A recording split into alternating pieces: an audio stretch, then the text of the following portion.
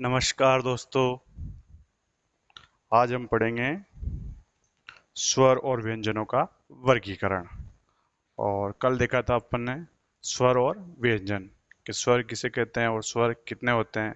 ये सब अपन ने कल देखा था। और उसके बाद व्यंजन भी देखा था कि व्यंजन कितने होते हैं हिंदी वर्णमाला में और व्यंजन कहते किसे हैं, कि व्यंजन की विशेषता क्या है। ये हमने कल देखा था। आज देखेंगे स्वरों और व्यंजनों का वर्गीकरण। तो देखते हैं।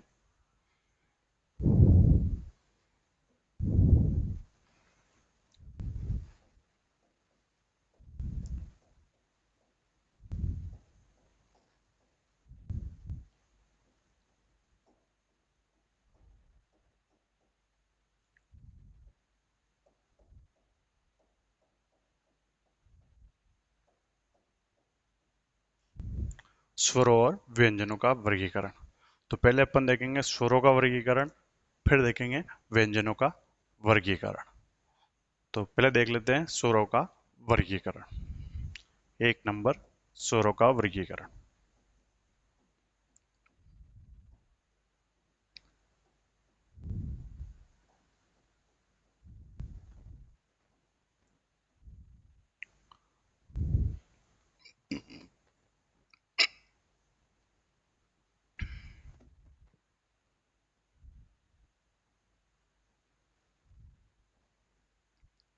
स्वरों का वर्गीकरण छह आधार पर किया गया। अलग अलग आधार पर अलग अलग प्रकार है। तो स्वरों का वर्गीकरण कितने आधार पर किया गया? छह आधार पर किया गया। अब छह आधार कौन कौन से? पर्टिकुलर अपन एक एक आधार देखेंगे। पहले एक आधार देखेंगे, उसके बाद दूसरा आधार देखेंगे। यानी एक आधार के कितने प्रकार है वो सभी पहले देखेंगे, उसके बाद दूसरे प्रकार देखेंगे। तो स्वरों का वर्गीकरण छह आधार पर किया गया। छह आधार। उसमें से पहला आधार देखते हैं। उच्चारण स्थान के आधार पर। उच्चारण स्थान के आधार पर।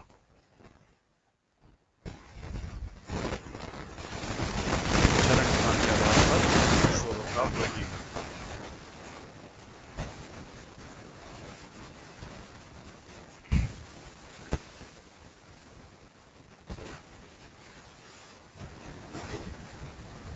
एक बार इसको एडजस्ट कर लेते हैं।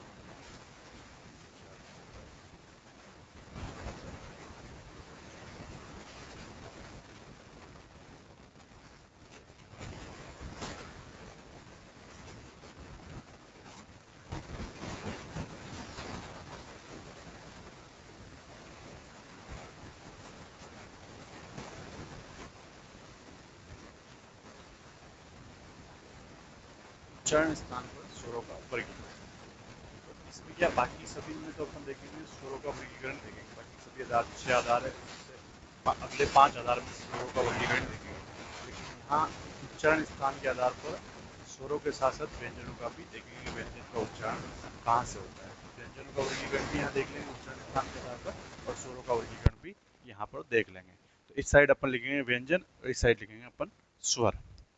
तो व्यंजन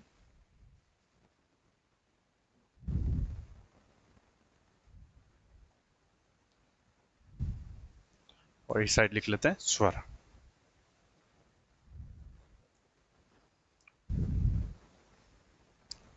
देखो,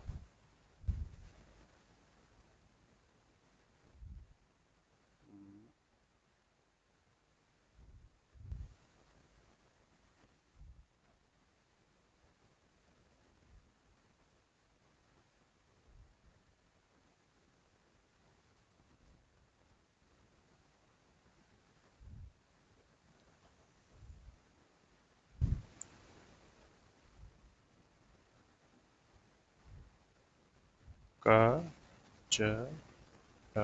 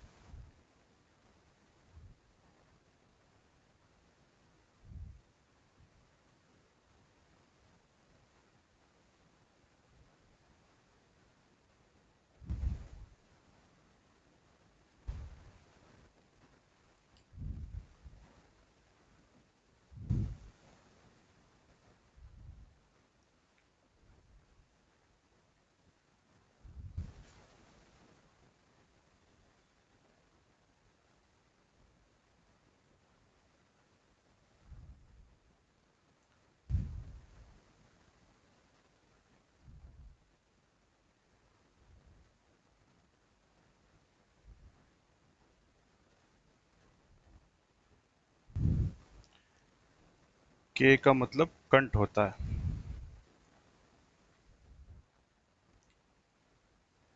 टी का मतलब तालव्य। तालव्य, अरे रे रे, तालव्य का मतलब होता है जीवा। और एम का मतलब मूर्धन्य।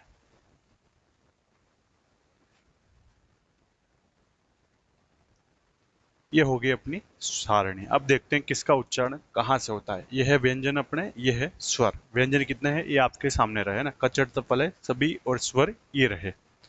क से उच्चारण होने वाले व्यंजन कौन से? ये क ख, सॉरी क क्या, कंठ से उच्चारण होने वाले सभी व्यंजन क ख ग घ अंग, यानी इनका उच्चारण कहाँ से होता है? कंठ से होता है, गले से होता है। और स्वर कौन कौन से? अ और आ उच्चारण कहाँ से होता है? कंठ से होता है ना। अ और आ का उच्चारण आपको ध्यान रखना है, कहाँ से हो रहा है? कंठ से हो रहा है। अगला है टी का मतलब होता है तालव्य। तालव्य मतलब जीवा। जीवा से उच्चारण होने वाले स्वर कौन से? च छ ज ज य और य और श।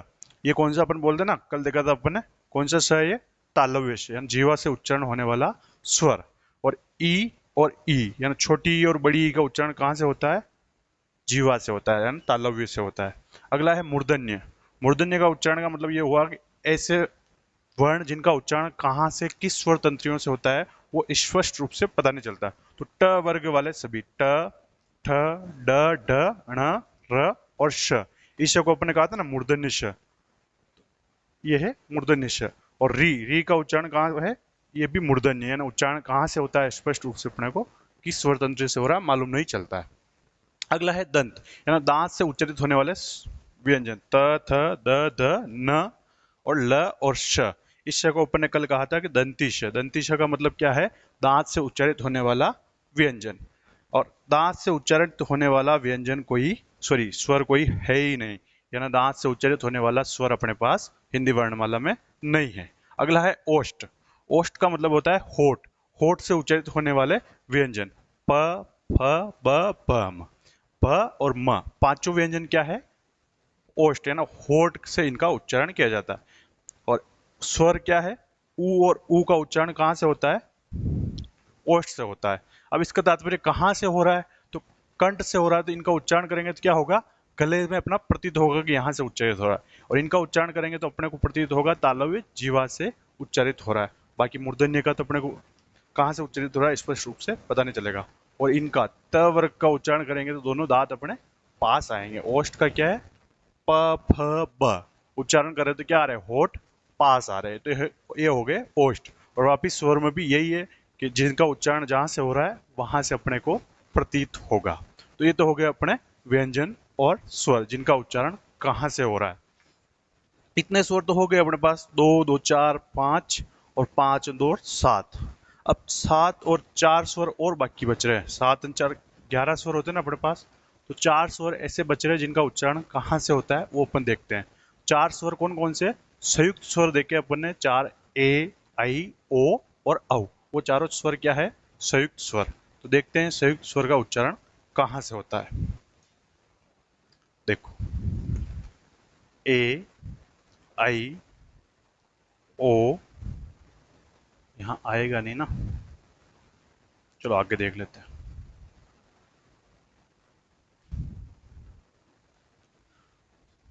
ए, आई, ओ और औ। देखो, ए का निर्माण किससे होता है? अ प्लस ई से। और आई का निर्माण किससे होता है? अ प्लस ए से।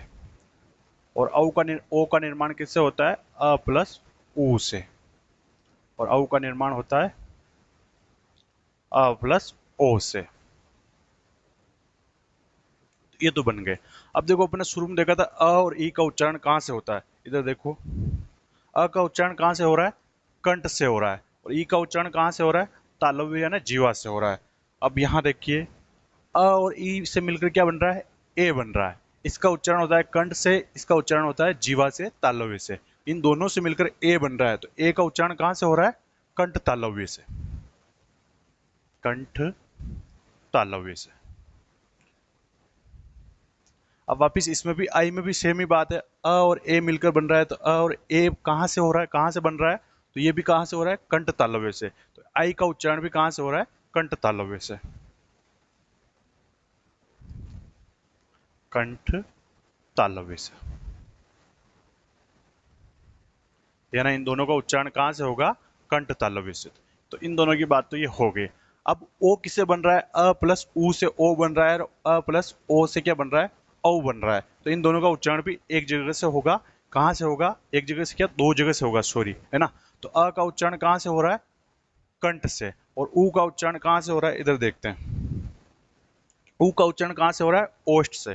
तो अब देखो इसका उच्चारण कहां से होगा, कंठ और ओष्ठ से, है ना। ओ का उच्चारण कहां से हो रहा है, अ से मिलकर और ऊ से मिलकर बन रहा है, तो कंठ और ओष्ठ से, या ना ओ का उच्चारण होगा कंठ और ओष्ठ से, कंठ ओष्ठ से।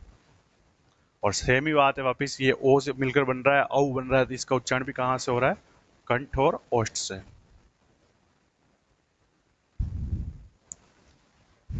तो ये बात होगी अपने इन स्वरों का उच्चारण कहाँ कहाँ से हो रहा है। संयुक्त स्वर है, दो स्वरों से मिलकर बनते हैं, इसलिए इनका उच्चारण दो स्वर तंत्रियों से होगा। तो ए और आई का उच्चारण होगा कंठ तालव्य से, और ओ और औ का उच्चारण होगा कंठ और ओष्ठ से। ये तो हो गया अपने उच्चारण स्थान के आधार पर स्वरों का वर्गीकरण।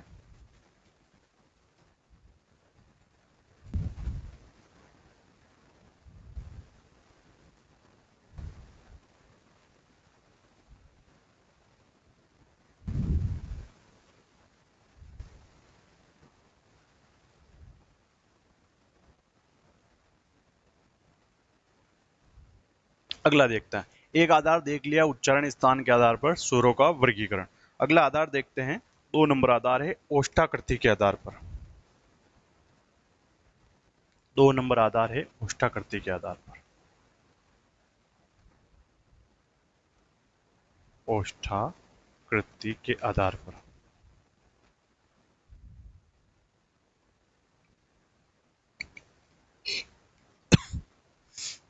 अब ओष्ठाकृति के आधार पर स्वरों का वर्गीकरण कितने प्रकार से किया गया है, तो ओष्ठाकृति के आधार पर स्वरों का वर्गीकरण किया गया 3 प्रकार से। कितने प्रकार से किया गया, 3 प्रकार से। तीनों प्रकार देख लेते हैं। एक नंबर है वर्तुलाकार स्वर, वर्तुलाकार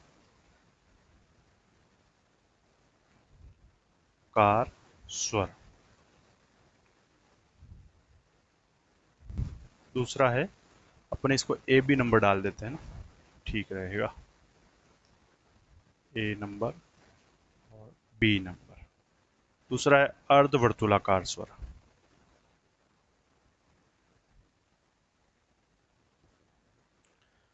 तीसरा है अवर्तुलाकार स्वर।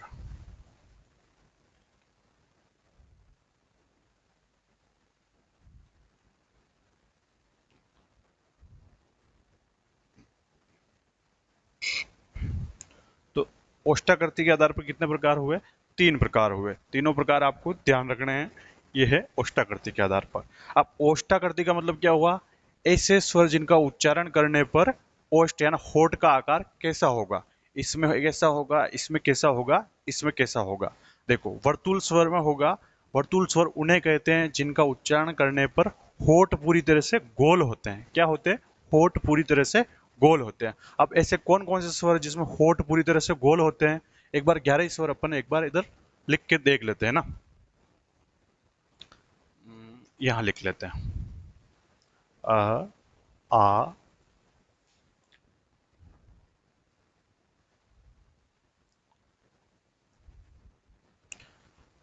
री को रहने दो, है ना, ए आई ओ औ।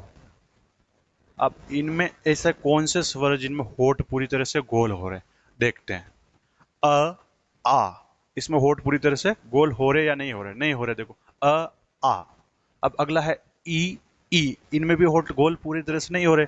ऊ ऊ, इनमें होठ पूरी तरह से गोल हो रहे। एक तो हो गया ऊ और एक हो गया ऊ। ए ऐ, इनमें भी नहीं हो रहे। ओ औ, इनमें भी होठ पूरी तरह से गोल हो रहे।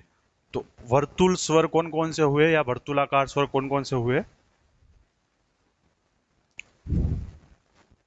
ऊ ऊ ओ और औ। या ना इनमें होठ पूरी तरह से गोल हो रहे। तो चार स्वर क्या हुए? वर्तुलाकार स्वर हुए। अब ऐसे स्वर कौन कौन से हैं जिनमें होठ आधे गोल होते हैं, मतलब अर्धवर्तुलाकार स्वर हुआ ना। ऐसे स्वर जिनका उच्चारण करने पर होठ आधे गोल होते हैं। तो अब ये तो निकल गए चारों। आधे गोल किन किन में हो रहे? ई और ई में होठ गोल होते ही नहीं है। ई, ए, आई इनमें भी नहीं होते। बच्चे कौन से? ये दोनों बच्चे हैं। अब इन दोनों में क्या होंगे? अ, आ। देखो पूरी तरह से गोल नहीं हो रहे। अ, आ। आप देख रहे हो ना मुंह को? तो इनमें क्या हो रहे हैं? होठ आधे गोल हो रहे हैं। अ और आ। तो ये दो स्वर क्या है? अर्धवर्तुलाकार स्वर के। इनमें होठ आधे गोल हो रहे हैं। अब अगला है अवर्तुलाकार स्वर। अवर्तुलाकार स्वर में क्या होगा? ऐसे स्वर जिनका उच्चारण करने पर होठ गोल नहीं होते हैं। अब होठ गोल नहीं होते हैं तो बच्चे कौन से, जो शेष बच्चे हैं वो अपने पास क्या होंगे? अवर्तुलाकार स्वर होंगे। तो शेष कौन कौन से बच रहे हैं? ई, बड़ी ई और ए और आई, ये क्या होंगे? अवर्तुलाकार स्वर होंगे। तो यहां तक तो अपनी बात होगी कैसे स्वर होते हैं। लेकिन अपन वर्तुलाकार स्वर, अवर्तुलाकार स्वर और अर्धवर्तुलाकार, सॉरी, अर्धवर्तुलाकार स्वर और अवर्तुलाकार स्वर परिभाषा लिख लेते हैं एक बार।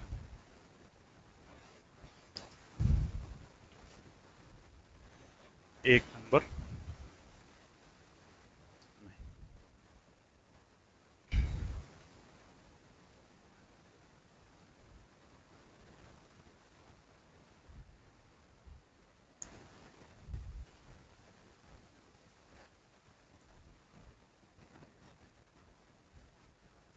वर्तुलाकार स्वर।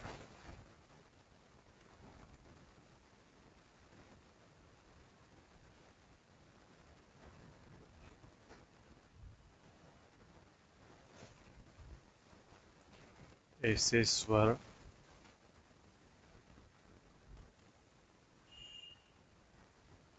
जिनका उच्चारण करते समय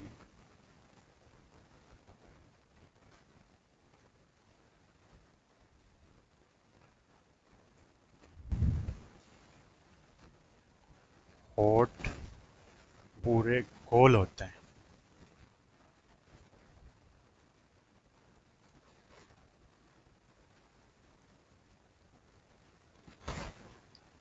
ऐसे स्वर जिनका उच्चारण करते समय होठ पूरे गोल होते हैं। और ऐसे स्वर कौन कौन से हैं? ऊ और ओ, औ। यहाँ और लिख लेते हैं। ऊ, ऊ, ओ और औ। इनमें होठ क्या होते हैं? पूरी तरह से गोल होते हैं।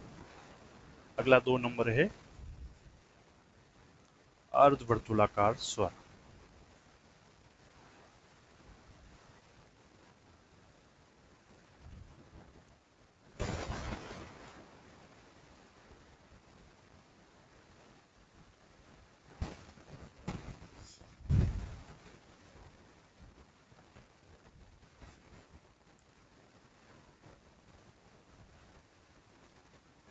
ऐसे स्वर जिनका उच्चारण करते समय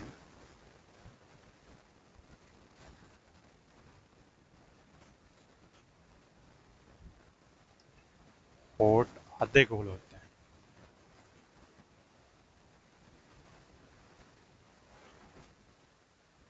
गोल होते हैं।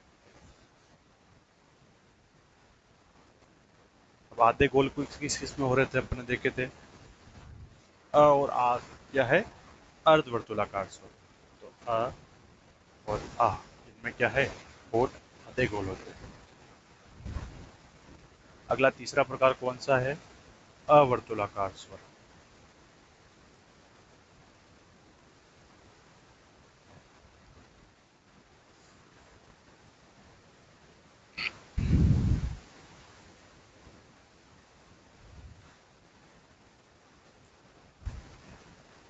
इनका उच्चारण करते समय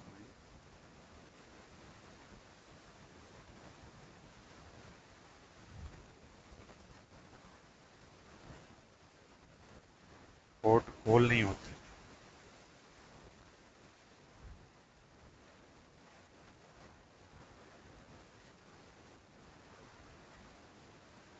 बस ये बात होगी। अब बच्चे कौन से जिनमें होठ गोल नहीं होते, ये बाकी जो बच रहे हैं वो देखो कौन कौन से बच रहे हैं। ई, ई, ए, आई, ये क्या है जिनमें होठ गोल नहीं होते हैं, अवर्तुलाकार स्वर हो रहे हैं। तो ये तीनों हो गए। दो आधार तो अपन ने देख लिया है। कौन कौन सा देखा था? ओष्ठाकृति के आधार पर देखा और उच्चारण स्थान के आधार पर देखा। तीसरा आधार देखते हैं।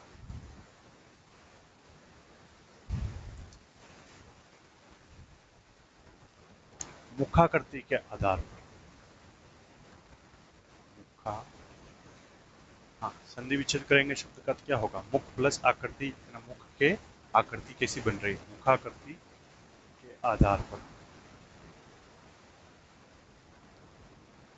और मुखाकृति के आधार पर स्वरों का वर्गीकरण किया गया है, चार प्रकार से किया गया। कितने प्रकार से किया गया? चार प्रकार से किया गया। देखते हैं।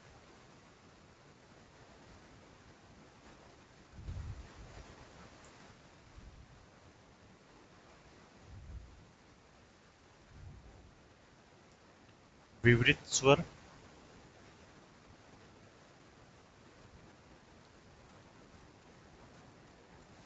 अर्धविवृत स्वर,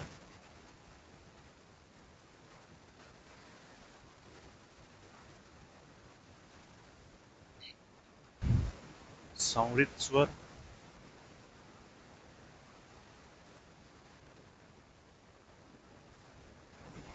और अर्धसंवृत स्वर।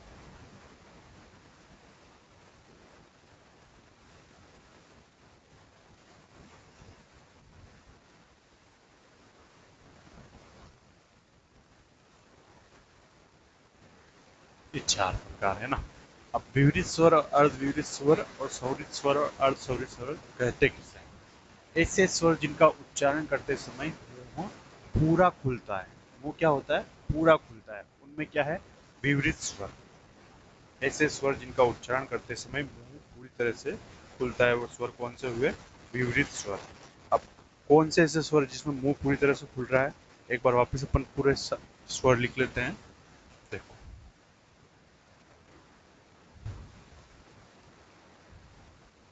अ, आ, ई, ई, उ, ऊ, ए, आई, ओ, औ। अब इन स्वरों में से देखना है कि विपरीत स्वर कौन से होंगे, ना ऐसे स्वर जिनका उच्चारण करते समय मुंह पूरी तरह से खुलता है। तो मुंह पूरी तरह से किसमें खुलता है? उच्चारण करके देखो।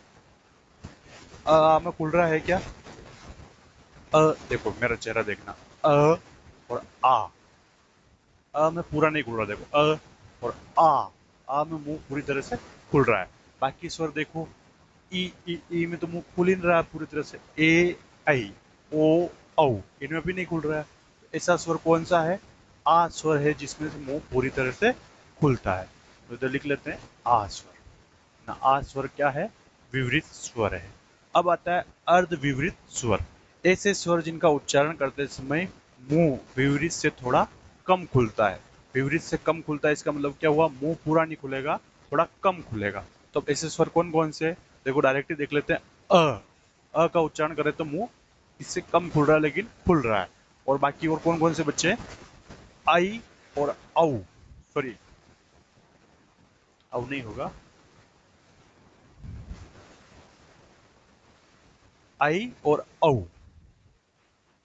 सॉरी, आई और औ, वो क्या होंगे? अर्धविवरित स्वर, या ना विवरित से थोड़ा इनमें मुंह कम खुलेगा। तो देखते हैं, अ, आई और औ, ये स्वर क्या है? अर्धविवरित स्वर। अब बात आती है स्वरित स्वर। ऐसे स्वर जिनका उच्चारण करते समय मुंह सबसे कम खुलता है, यानी इन दोनों से भी कम खुलेगा, इससे भी कम खुलेगा। अब स्वरित स्वर में क्या होगा? मुंह सबसे कम कैसे खुले, किसमें खुलेगा? ई, और ई में मुंह क्या होगा? सबसे कम खुलेगा।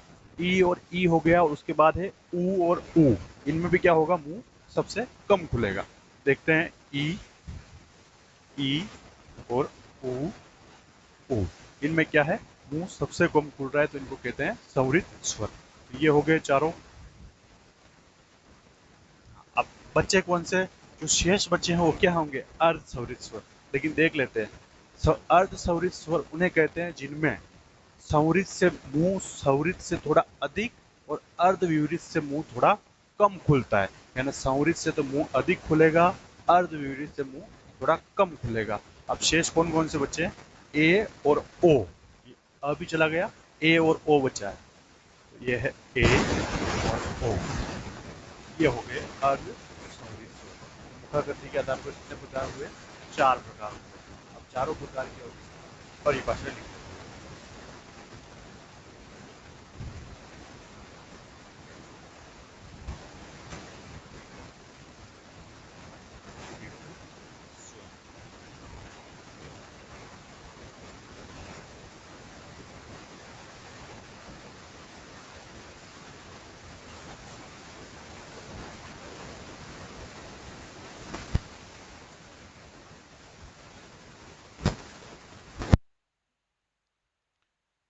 इन स्वरों का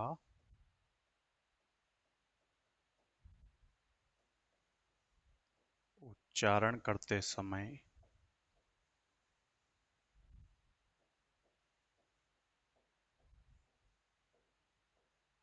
मुंह पूरा खुलता है।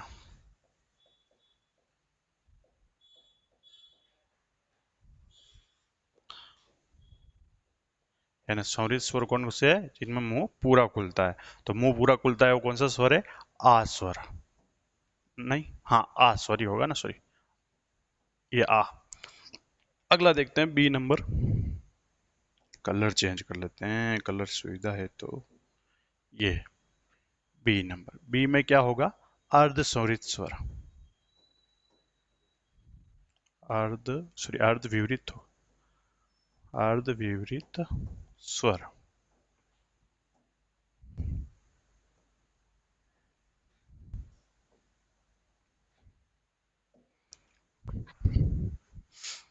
इन स्वरों का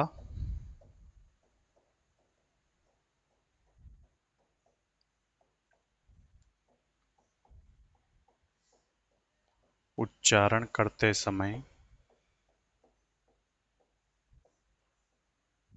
मुंह विवरित से थोड़ा कम खुलता है। विवरित से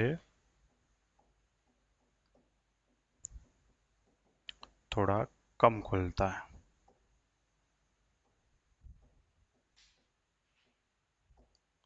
अब ऐसे कौन कौन से, इधर देखते हैं। हाँ, कम खुलता है अ, आई और औ। तो इधर लिख लेते हैं वापिस, आ, आई और औ। ये हो गए अर्ध विवरित स्वर। अगला है संवरित स्वर। तीसरा नंबर सी नंबर डाल देते हैं।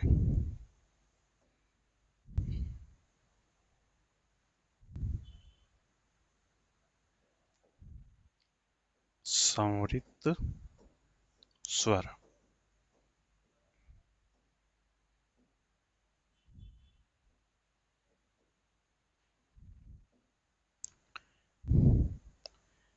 इन स्वरों का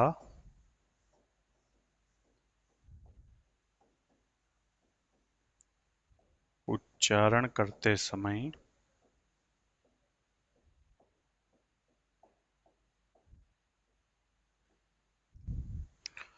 मुंह सबसे कम खुलता है। मुंह सबसे कम खुलता है। आप साथ साथ लिखोगे तो बेटर रहेगा, फिर पीडीएफ देखोगे तो उसका कोई इतना ज्यादा मतलब नहीं होता। साथ साथ हाथ से लिखोगे तो याद हो जाएगा। बाकी आपकी इच्छा। इन स्वरों का उच्चारण करते समय मुंह सबसे कम खुलता है।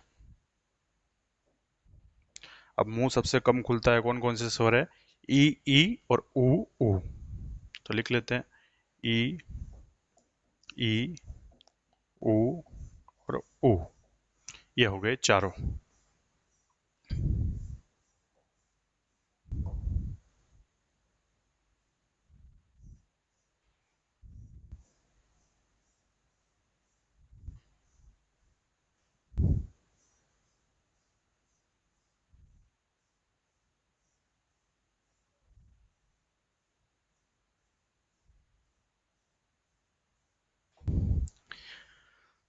चौथा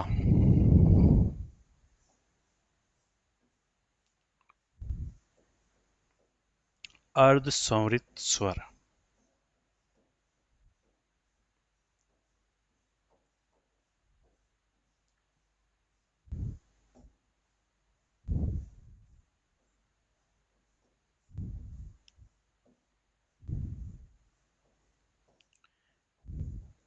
इन स्वरों का उच्चारण करते समय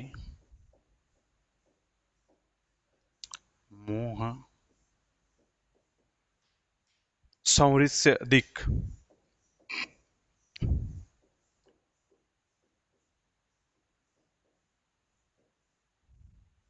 लेकिन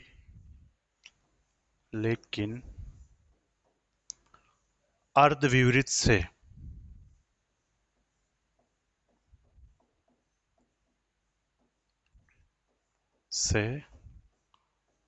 थोड़ा कम खुलता है।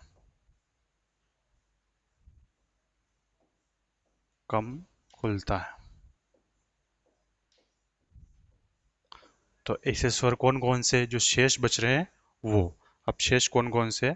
ए और ओ, ए और ओ। ये बात हो गई मुखाकृति के, हाँ, मुखाकृति के आधार पर चारों स्वर अपन ने देख लिया ना। ये देखो, विवरित स्वर, अर्धविवरित स्वर और संवरित स्वर और अर्धसंवरित स्वर मुखाकृति के आधार पर ये हो गए। तो तीन आधार देख लिए। अगला आधार देखते हैं अपन जिह्वा के उत्थापित भाग के आधार पर, कि जिह्वा के उत्थापित भाग के आधार पर स्वर के कितने प्रकार में बांटा गया है। और जीवा के उत्थापित भाग के आधार का मतलब हुआ कि जीवा का, ये जैसे ये जीवा हुई है ना, जीवा को तीन भागों में बांट दो। जीवा का कौन सा भाग उठ रहा है, कौन सा भाग हिल रहा है, यानी ये आगे का भाग, ये मध्य का भाग, ये पश्चिम भाग, यानी अग्र भाग, मध्य भाग, पश्चिम भाग। ऐसे स्वर जिनका उच्चारण आगे से होता है उनको कहते हैं अग्र स्वर। ऐसे स्वर जिनका उच्चारण मध्य से होता है उनको कहते हैं मध्य स्वर। ऐसे स्वर जिनका उच्चारण पश्चिम से होता है उनको कहते हैं पश्चिम स्वर। तो लिखते हैं आधार कौन सा होगा? उच्चारण स्थान के आधार पर पढ़ा, फिर ओष्ठाकृति के आधार पर पढ़ा, फिर मुखाकृति के आधार पर पढ़ा। तीन पढ़ लिए, तो चौथा आधार देखते हैं।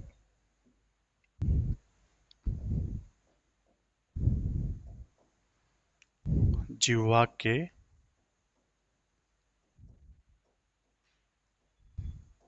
उत्थापित भाग के आधार पर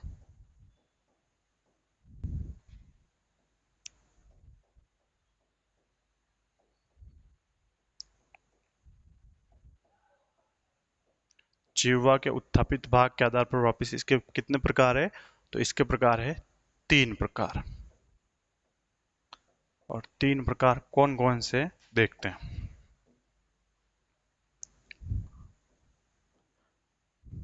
अग्रस्वर,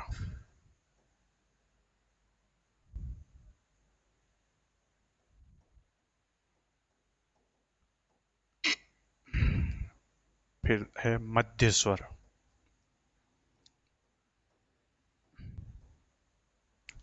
फिर है पश्च स्वर।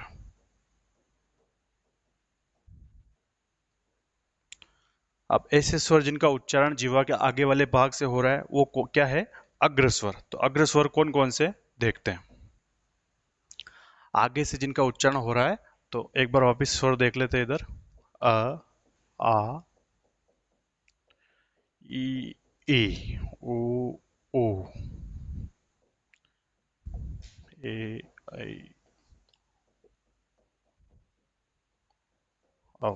अब इनमें से ऐसे स्वर कौन से जहां जिनका उच्चारण करने पर जीवा का आगे वाला भाग हिलता है? तो अपन डायरेक्ट देख लेते हैं। ई और ई, और एक है ए और आई। इन चारों स्वर का उच्चारण करते तो जीवा का आगे वाला भाग हिलता है। आप प्रैक्टिकल करना चाहो तो आप खुद बोल के देखना, फिर पता चलेगा या फीलिंग आएगी कौन सा जीवा का भाग हिल रहा है। ई ए आई, ये कौन सा स्वर है? अग्र स्वर। ई ई ए आई, ये तो हो गया अग्र स्वर।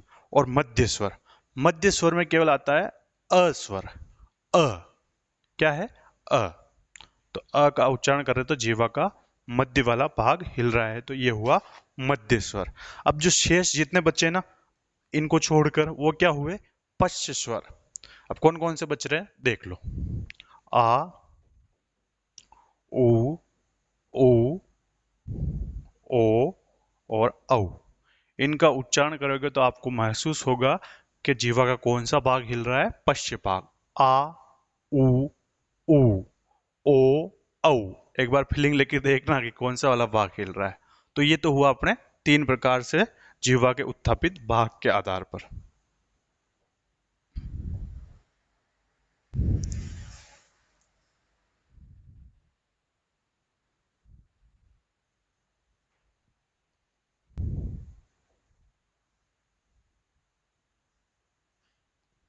जय हिंद रहा।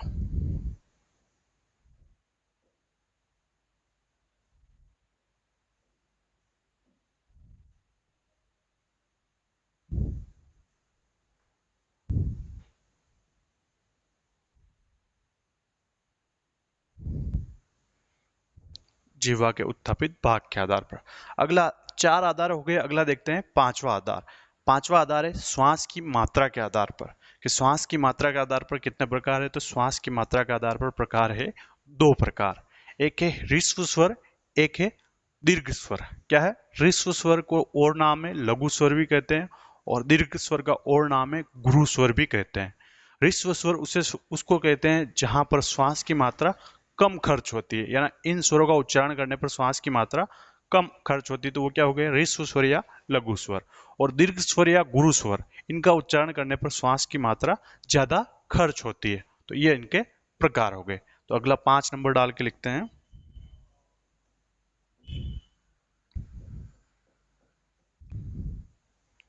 श्वास की मात्रा के आधार पर।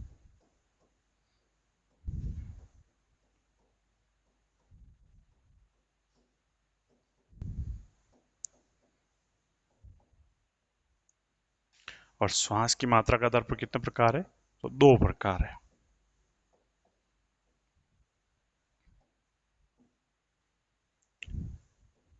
एक नंबर है ह्रस्व स्वर या लघु स्वर। देखो ह्रस्व स्वर में ह और अपने क्या लिखा नीचे, री लिखा है, तो जो रेंगटा है ना ये ऐसे वाला, ये क्या है, री, ह्रस्व स्वर। या इसको एक नाम और है लघु स्वर। लघु का मतलब क्या होता है, छोटा। ह्रस्व स्वर या लघु स्वर। अगला दूसरा है दीर्घ स्वर या गुरु स्वर। दीर्घ स्वर, दीर्घ या गुरु। और गुरु कैसा होगा, बड़ा होगा। और ये गांठ वाला है ना, इसको बड़ा ऊ कहते हैं। और बिना छोटा ऊ हो, बिना गांठ वाला उस छोटा ऊ का मतलब गुरु का जो गुरु होता है ना, उसके संदर्भ में प्रयोग किया गया। यहाँ दीर्घ के संदर्भ में प्रयोग किया गया गुरु। तो गुरु स्वर, ये हो गए अपने दोनों प्रकार। अब ऋस्व स्वर में कौन कौन से स्वर आते हैं, जिसको अपन कहते हैं ना मूल स्वर, अ, ई, उ, री। ये चारों स्वर क्या है, ऋस्व स्वर या लघु स्वर। अ, ई, उ, री, ये चारों स्वर क्या है, ऋस्व स्वर या लघु स्वर। यानी इनका उच्चारण करने पर श्वास की मात्रा कम खर्च हो रही इस इनके बनिस्पत। अब दीर्घ स्वर कौन कौन से जो बाकी बचे, वो आ, बड़ी, बड़ा ऊ और चारों संयुक्त स्वर, ए, आई, ओ और औ। ये चारों क्या है, दीर्घ स्वर या गुरु स्वर। ये हो गए श्वास की मात्रा के आधार पर स्वरों का वर्गीकरण दो प्रकार से किया गया है। अब अगला आधार आता है, 5 आधार देख लिए। अगला आधार आता है जीवा पेशियों में तनाव के आधार पर। जीवा पेशियों में तनाव के आधार पर। तो आगे देखते हैं अपन छठा आधार,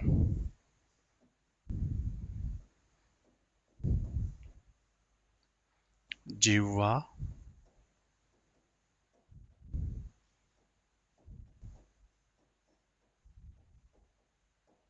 पेशियों में तनाव के आधार पर। जीवा पेशियों में तनाव का मतलब यह हुआ कि जिनका उच्चारण करते समय जीवान में कितना खिंचाव आ रहा है, यानी जीवा में कितना खिंचाव आ रहा, तनाव के आधार पर। और ये भी कितने प्रकार है, दो प्रकार है।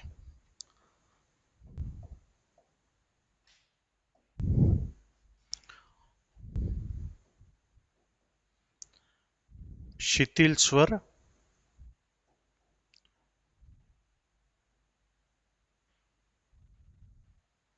शिथिल।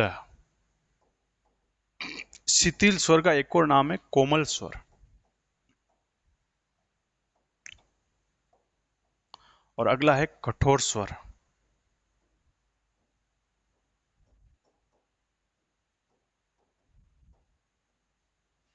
अब शिथिल स्वर और कठोर स्वर कौन से? शिथिल का मतलब ये क्या होगा और कोमल का मतलब क्या होगा? ऐसे स्वर जिनका उच्चारण करते समय आसानी से जिनका उच्चारण हो जाए वो क्या है? कोमल स्वर। मतलब कोई तकलीफ नहीं आए आपकी जीवा को, उनका उच्चारण करोगे तो वो स्वर कौन से होंगे? शिथिल स्वर। और जो रीस्व स्वर थे वही क्या है? शिथिल स्वर है। ई सॉरी अ, ई, उ, री, ये चारों क्या है? शिथिल स्वर। और कठोर स्वर किनको कहेंगे? ऐसे स्वर जिनका उच्चारण करते समय जीवा पेशियों में अधिक तनाव आएगा, है ना, उच्चारण करने में थोड़ी आसानी नहीं रहेगी, उनको क्या होंगे? कठोर स्वर। तो कठोर स्वर कौन कौन से हुए? आ, बड़ी ई, बड़ा ऊ, ए, क्या हो रहा है, आई, ओ, औ। तो ये है अपने शिथिल स्वर या कठोर स्वर। एक बार इनकी डेफिनेशन लिख लेते हैं।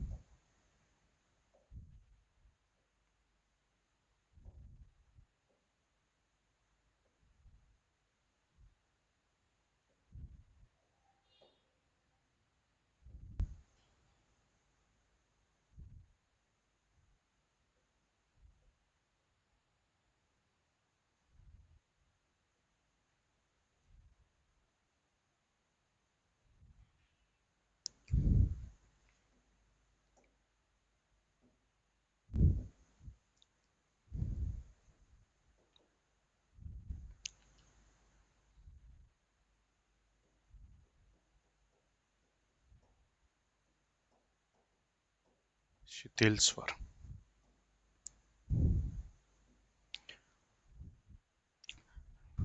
इनका उच्चारण आसानी से हो जाता है, इनका उच्चारण आसानी से हो जाता है, इसलिए इनको शिथिल या कोमल स्वर कहते हैं। परिभाषा का इतना कोई खास मतलब नहीं, लेकिन लिख लेंगे तो अपने को पता रहेगा कि इनकी विशेषता क्या है, कैसे इनको याद करना, विशेषता से याद होगा। इन स्वरों का उच्चारण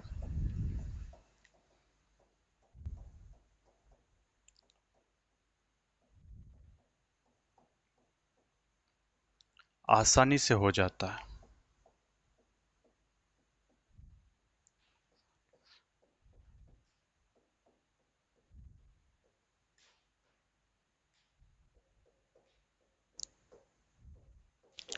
इसलिए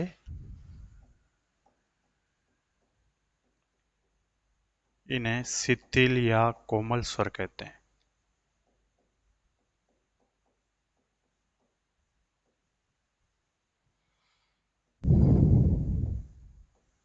देखो नाम से स्पष्ट हो रहा, कोमल।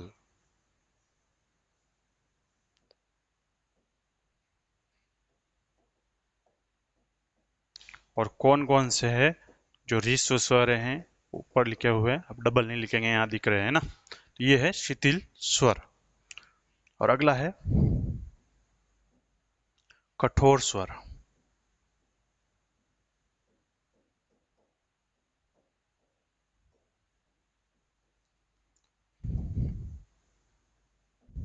ऐसे स्वर जिनका उच्चारण करते समय जीवा पेशियों में अधिक तनाव आता है। ये क्या आता है?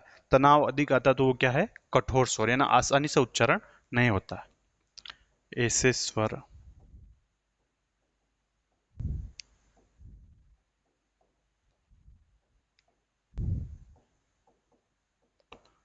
जिनका उच्चारण करते समय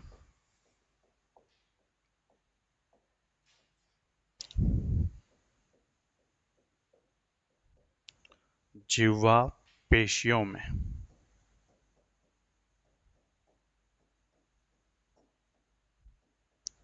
अधिक तनाव आता है।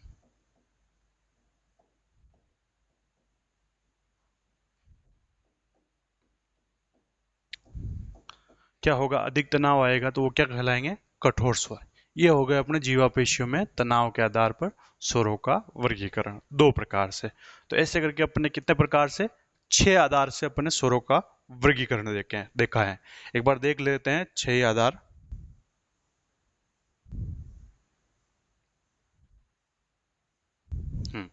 पहला देखा है उच्चारण स्थान के आधार पर स्वरों का वर्गीकरण। इसमें अपन ने व्यंजन और स्वरों का दोनों का उच्चारण स्थान के आधार पर देखा।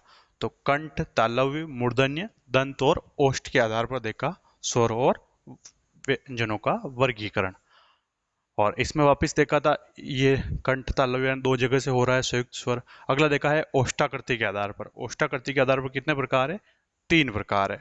तीनों प्रकार की विशेषता अपन ने परिभाषा भी साथ में लिखी है, ये रही परिभाषा।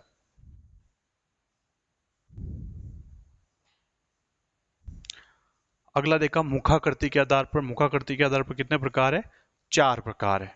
फिर देखा मुखाकृति के आधार पर ये विशेषता अपन ने लिखी, इनकी परिभाषा। अगला है जीवा के उत्थापित भाग के आधार पर ये कितने प्रकार है, 3 प्रकार है। और फिर देखा श्वास की मात्रा के आधार पर ये है 2 प्रकार। फिर देखा जीवा पेशियों में तनाव के आधार पर ये कितने प्रकार है, 2 प्रकार है। तो ऐसे करके अपन ने 6 आधार देखे और 6 आधार में अलग अलग प्रकार देखा। तो आज अपन ने क्या देखा, स्वरों का वर्गीकरण। और इससे पहले कल क्या देखा था, स्वर और व्यंजन। अब कल देखेंगे अपन व्यंजनों का वर्गीकरण। और व्यंजनों का वर्गीकरण देखने के बाद अपन शुरू करेंगे संधि। तो आपको स्वर और व्यंजन यदि पूरे समझ में नहीं आए तो संधि पढ़ने में थोड़ी कठिनाई होगी। इसलिए स्वर और व्यंजनों का वर्गीकरण और स्वर और व्यंजन कौन कौन से होते हैं, इनको पूरी तरह से आपको देखना है, तभी जाके अपन संधि को ढंग से समझ पाएंगे। तो कल पढ़ेंगे अपन व्यंजनों का वर्गीकरण। जय हिंद, जय भारत।